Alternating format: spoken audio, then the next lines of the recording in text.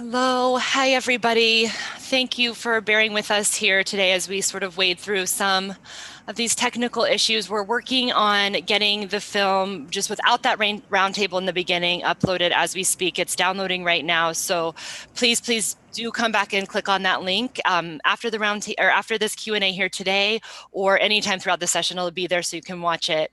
And it's such a gorgeous film. And I did notice, Jen and I were just talking with Gayle here about how there's so many people stayed on and still watched it and were commenting on how beautiful the imagery is. So I think if you can watch a film segment with a technical glitch and no sound and still be completely inspired, that's such a testament to the amazing cinematography and film work of this film that Gayle brought the heart to it, as well as the heart of the communities that really can shine through minus words, right? This collective language of imagery and Mongolia that really just speaks for itself. So thank you so much for bearing with us. It will be up. We promise we're not going to close out this event without having that film up in the place where it belongs. So please come back and check. It is, like I mentioned, really gorgeous film, and I'm so excited to be here today with Gayle Podrabsky, who is not only the director and producer with Fidget Films, but she's also on our board of directors as our vice president. So happy to have her here today, along with Jennifer Snell-Rollman, our assistant director of conservation,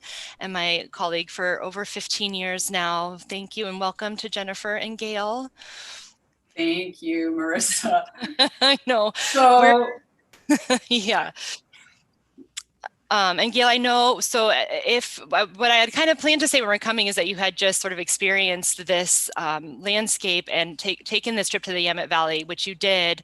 It sounds like switching to, okay, which was going to take us through the different landscape and tell the story of Sainaa and get a glimpse into her herder life. And so that is something that we're going to still show you. But Gayle, I know you also wanted to kick this off by thanking some people and also just talk a little bit about how difficult it was to, what it took to get your film crew into this habitat at this time of year. I know there was the line of the film said, like, nobody comes here in the winter, and yet you guys got your entire crew there. So we would love to hear about that, which sounds like it might be as difficult as it is to get to stream. So yeah. Can you bring us back to that time of getting into the place? Yeah, thanks, Marissa. Thanks for being so nimble on all of this. And thank you to everybody who still hung on and watched it and couldn't hear it. And when you do get to hear it, you'll get to hear this amazing music that is from a Mongolian throat singer and his horsehead fiddle. So do stay tuned whenever that's going to show. I don't know when, but yeah, so I do want to say that this is a team effort. And I have been partnering with Joe Panacorvo and his wife, Nim, on all of these series, 2 thus far, and there'll be 2 more. And that, I feel like Joe brought so much of his artistry and storytelling to this show. He and Nim were actually the ones in Mongolia, and it is tough. It's cold. Getting there is a bit of a chore. They had snow. They got stuck in the capital of Mongolia, Ulaanbaatar. They had a tire go out. They had, it's cold, so batteries don't last as long. Equipment's harder to kind of keep going. But they did a great job. And I think the last thing I want to say about Joe and Nim is they have this great capacity for empathy, and they were able to go into this community where, like Snow Leopard Trust, you have to build trust, and they do, and they did, and they were able to get really beautiful footage from Sainaa because of who they are. And so I just wanted to recognize that, because here I am talking about the film, but it's really a collective. And yeah, so that's that was that part. And the challenges of filming in these isolated communities, you see where snow leopards live, it is difficult. And in India, we had the same issue. We were high and it's cold, and battery life just doesn't happen. So yeah, I feel like we bit off a bit in going to these areas, but it was really important to tell the story from that point of view. What is it like in those cold climates this time of year? And yeah, water's frozen. You don't just go to a tap and turn it on, and you don't just flush a toilet. So I thought that was really important to feel what it felt like to be there. Absolutely. And that came through. So many people are saying that they felt that even in the silent film version, that they felt like that had transported them there, and feeling that difficulty, but also that, how heartening that is, and how you persevere through that and thrive in those mountain ecosystems, just like communities who are living there, which I thought it's really told so beautifully through this story. And we really wanted to do a little bit different story in this one. Again, I think in the roundtable it talked about focusing on women, but the idea was to show what a program does for a person. What did that program do for Sainaa? When she became a participant, which was in the year 2000, and here, 20 years later, she was able to send her kids to college. I mean, and what does that mean for her? To have this economic empowerment in her community. How does she navigate now? Mm-hmm. And so it was we tried to keep it really simple, short, because the series needs to be sort of simple and short. And that's what I hope will be gleaned from this in full version with audio when you do get to see it. Hear it. Gayle, we have some questions coming in, and I think it would be really great to see.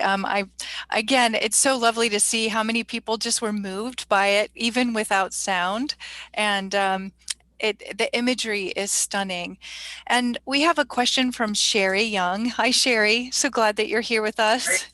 And she's asking, she said the movie is absolutely gorgeous, and she was wondering how receptive and engaged have you found local communities to be regarding sharing their story in front of a film team. If you could talk a little bit about that. And you talked a little bit about some of the technical limits that you find in filming in these conditions and habitats. She was asking about that as well. But I think it is really interesting to think about, like, how are you able to get these community members to engage with you in front of a film crew?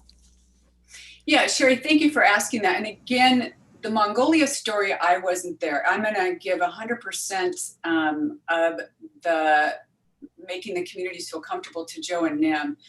And they're very sensitive and, as I said, empathetic to communities and cultures, and not judgmental. And so Sainaa and her husband and the community became very relaxed with them. And as a matter of fact, Joe and his wife helped them do chores. And this brought them all together, because that's what you do. So as part of the producer, who I feel is an extension of like Snow Leopard Trust, to put somebody out in a community, it was really important to me that we have people who are like that, not just going in and being really invasive. And film crews are invasive, it just is.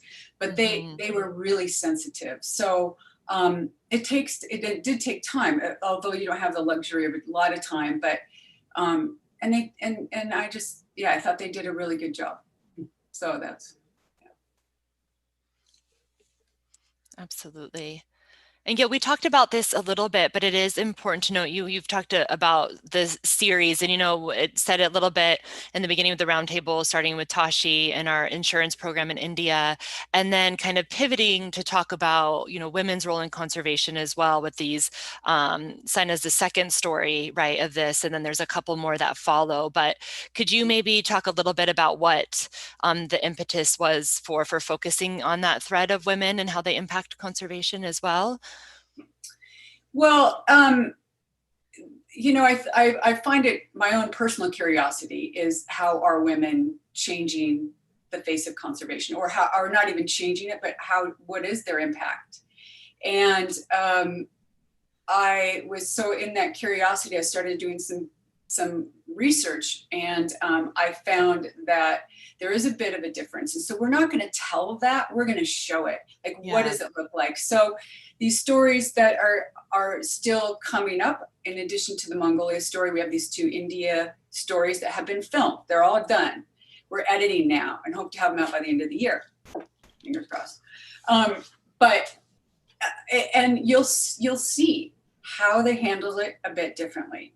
And I think it's important to recognize that. And I think because of their having more of a voice in conservation now, because of their economic empowerment, that they're having more of an influence on saving snow leopards, ultimately, and wildlife and nature. Absolutely. Yeah, it's really powerful. Like you said, not just tell it, but show it. And I think that like so many other nuances come through when you do that, right? Like so much more than just when you ask and just like, write it in a report or talk about it. Even like reading in a book, there's something about the images of these little day-to-day things that might just come to life, like through even this 10 minutes that you have to capture somebody's attention and really tell that story through film. And it does. It's that you did it wonderfully with the Tashi story and then with Sainaa too. And I can't wait for the other 2 to come out. I know you're busy working on it, but I'm so excited. I feel like it's that series, that whole 4 parts is really going to tell this incredible, comprehensive story of how we partner with communities. Yeah, and I think film is what lends itself well to that. I mean, how else are you going to do that? You can't take a photo. You have to actually go in and say, here's what it looks like when you're a part of a snow leopard enterprise or predator-proof corral program or livestock insurance. How does that affect the family, a woman or her family? Yep, absolutely. Yeah, we have some really fun questions coming in. Maybe I could take a few as we continue to have this great conversation about Sainaa and about the program. A couple that, as you and Marissa were talking about, sort of that imagery and how it's just so beautiful. And I love how you really, through the film, capture the pace of life in this area in Mongolia. And one of the questions that have come and that is such a striking scene is about where Sainaa is collecting water from the river. And the question from John is, does Sainaa go to the river to get water every day? She does. So I actually cried when I saw that because she has her big orange bucket. It's on her back. This is what Joe shot, of course. And he has this Osmo, which is this camera that's small, and he's following her, and he's huffing and puffing. And it's not even a big camera. He's out of breath. And she's got this huge orange water tank on her, water. Wow. And she's pulling it up. And she's got, her boots and her clothes, and it just is like, oh my gosh. And I wept. I thought, wow, she does this, and it just seems really hard. And she does do that. She does that every day. She has to collect the water. Yeah. And in the winter, she breaks the ice down. We didn't show that, but she was breaking some ice down to get the water. So that brings another question. Shirley Sword was wondering what time of year you filmed here and if there's such a thing as a milder season in these mountains that you might film in or just in the mountains in general. Well, typically where snow leopards are, it's always going to be a harsh environment. So, but our choice wasn't to go during the summer or the spring. It was to really go during the winter. And one of the ideas also was that we may be able to catch some footage of a snow leopard. So that footage you see by the dating tree is a camera trap, and it was at night. And so they caught a little, one snow leopard, which is great. But again, the choice was to do it this time of year to show how difficult it really is.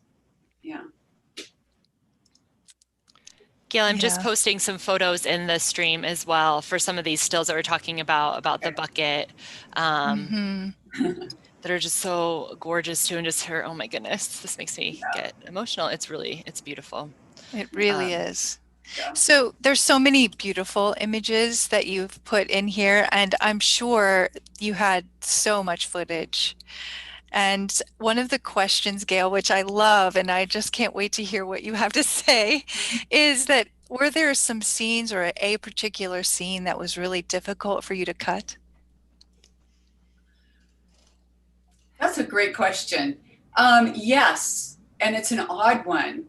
There was a dog that was rolled up, and it was a super windy day. And Joe filmed this dog, and it was curled up in a ball. And I loved the shot of this dog because it really showed how cold it is. And well, there wasn't a lot of wind shots. That really showed wind shots.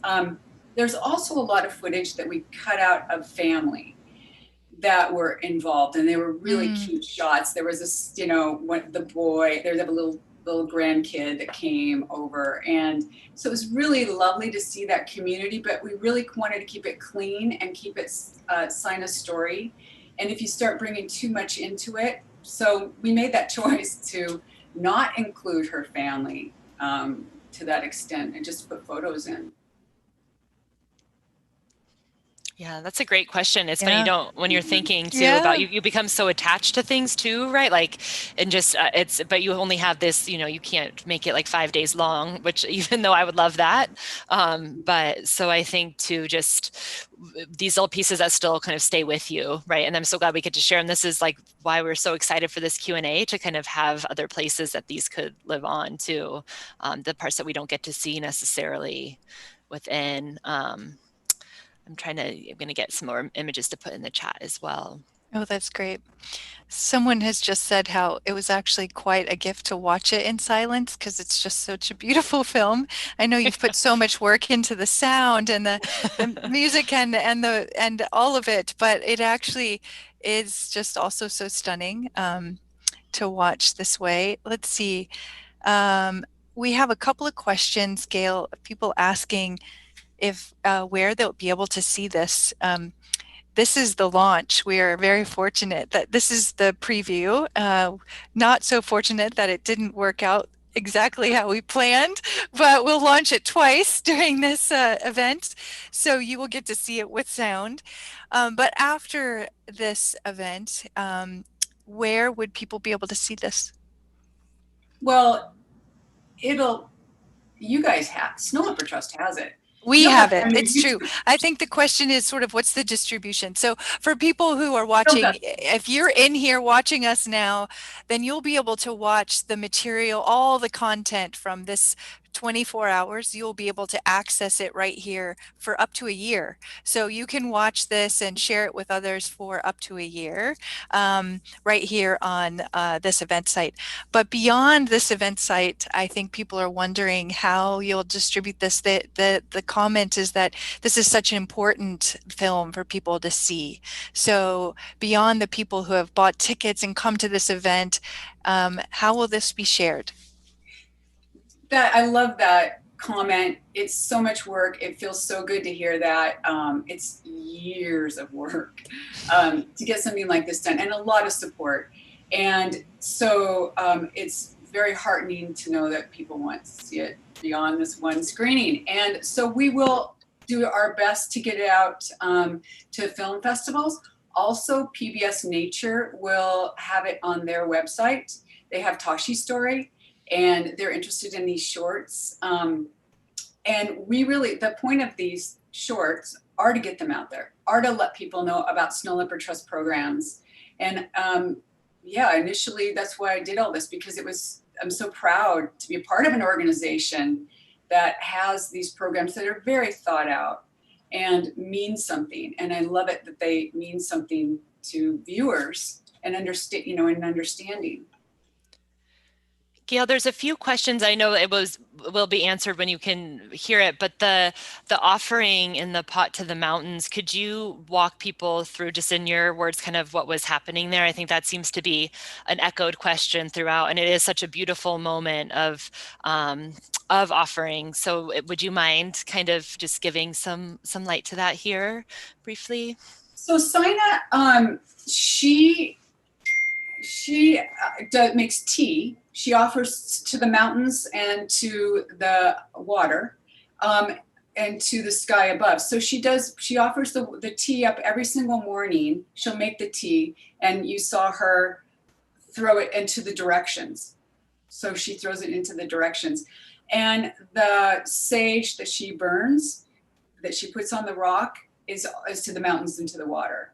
And that is that for that area, and you probably know this, Jen, because you were in there. I mean, there's a deep sense of place, and her deep sense of the landscape, which I haven't really touched on, but I wanted people to understand the landscape and herding communities are so intermingled.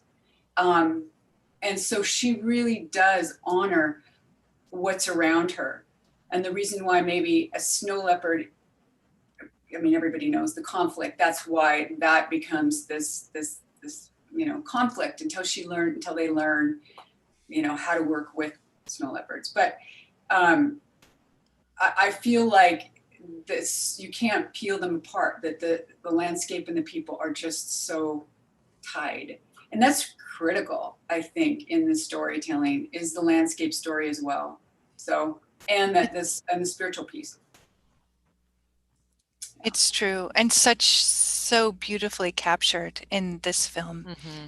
Just the offering that she makes, and I feel almost like it's a spoiler to tell how it turns around at the end, but when when they see it with sound, it is lovely to see just the practice without the sound, but it's lovely to hear also how in the end, what she's saying is, we've always made this offering to the mountains and to the sky and to the water and, to the land and to our family, right? And now we've added the snow leopard, right, to that as we do our ritual of our offering each morning. And it's just so beautiful. Really, really beautiful. We have a couple of more questions, and I see that we only have about 8 minutes, maybe not quite so much. So I see one here from John Maynard, who's saying they very curious how far Joe and Nim are from the city with services, fuel and supplies and such. And the second part of the question is, what is the life expectancy of a snow leopard? And that John really appreciates how much goes into making this film. I think life expectancy, if you don't mind, I'll take that, and then I'd love to hear what you have to say about Joe and Nim. But the life expectancy of a snow leopard, in captivity, it can be up to 20 to 22 years, but in the wild, it's much harsher. And although there are very few snow leopards that have been tracked completely through from birth to their death for us to really understand the life expectancy, we believe it's probably more like 10 to 12 years for a wild snow leopard. But we still have a lot to learn in our ecological studies of snow leopards. But for Gayle, if you could tell us a little bit about how far were they from services? 4-hour drive. So the round table showed 3 images I put in there so you guys can see how far everything is. So Yamit Valley is really remote, and it's just flat, pretty much, right, Jen? You were there. A few mountains, yeah. So it's far away, and that's why even the community members can't really see each other that often either, because it's so far away. They're all so distanced out. So yeah, they live far from each other. Yeah. And when you're saying driving too, it's not hopping on a road and like one straight shot too, right? I mean, that's the thing there. It's wide open, desert landscape too, and just like knowing even where to go by different landmarks and things like that. So there's a lot of things that can come in the way to navigate from point A to point B. Right. Yeah, and that's what the film crew has to think about that. Like, yeah, you can't get a battery, you can't get a cable. If something goes wrong, so they had 300 pounds of equipment, which is a lot. Incredible. And you have to be careful on these planes because they're little planes that they took from Ulaanbaatar. So yeah, everything's considered. Well, I think we have room for one more question. I thought I would take one and make it a collective answer from all of these, for both of you and maybe from all of us. Libby Miller, thank you for your question. She says it's an absolutely stunning film. A gift to watch in silence. It seems like such a miracle to shift from experiencing snow leopards as a predator to conservation. And she asks, how did this process take? How long did this process take? And how did you build empathy for these beautiful cats? I think what this says to me, Gayle, is that your film did just what you wanted, right? It shows that transformation of Sainaa in her life, and she represents one of 300 women in Mongolia alone who are part of this program and who have been for a decade or more, and who have had this transformation of their views through and an opportunity to work together. So it's not something that happens quickly, but I just thought it would be lovely to hear what you had to say about that, Gayle, and also Marissa, that maybe you could close us out with some thoughts about that. Thank you, Libby Miller. That was a sweet comment about the film. Oop. Somebody's calling Gayle because they love the film. They love the film. The real moment. It's live. No more sound issues. We heard that. Right. And so, yes, back to the question, which was what the question was really about. Go ahead, Marissa, about how to build the empathy through how do you build empathy for snow leopards? Yeah, the time that it. Well, I think that's what the Snow Leopard Trust does well, is because there's not only Snow Leopard Enterprises doesn't just talk about how to make these handicrafts, it also talks about why the snow leopard is important. Because I think it's a similar feeling to like, the raccoon here or a wolf or whatever. I mean, there's always going to be, they're not going to love the snow leopard like I love the snow leopard. It's just, I mean, I don't think so. I think that there's an understanding and a value. So if you get out of that Western lens thinking of everything being this beautiful fuzzy creature, I mean, they are, I believe. But I think that if you can get a community to just respect, and I think that that's what I think happens. So I learned that. I thought everybody would love, like, don't you love the snow leopard? It's like, well, they respect the snow leopard and they understand the snow leopard. So that's what I came to understand. Yeah, I love that. It is that understanding and respect, and implementing programs that sort of remove that, kind of to try to help mitigate some of those conflicts that might arise, right? And to be able to build that empathy and respect through programs, as you said, like Snow Leopard Enterprises, that help, make us value that incredible species as part of this ecosystem, but also I think just in that day-to-day offering, like you said, I mean, it's there, and then at the end coming through, then it becomes, it's all one. It's connected to the mountains, it's connected to the water, it's connected to all of those different elements, and helping to build that. And I know we have a couple of minutes, and I just have word in hot off the press that everything is fixed. It is up with the roundtable and the sound for the film. So this was like an incredible teaser, and you got to get the behind the scenes first. We just wanted to mix it up a little bit and build up that anticipation. So you will be able to go watch it after this. Thank goodness. Right now it's up, ready. And also Tashi's video is part of this program as well. So that will be showing later on, but you will get to see that as part of this. And also in the shop, there is a snow leopard ornament that is made by the women living in this area of Mongolia. So you can kind of have a piece of this landscape as well, and support snow leopards that way. So they're really great. They make great gifts. So that's kind of a way to take a piece of this film home with you, and in a really powerful way.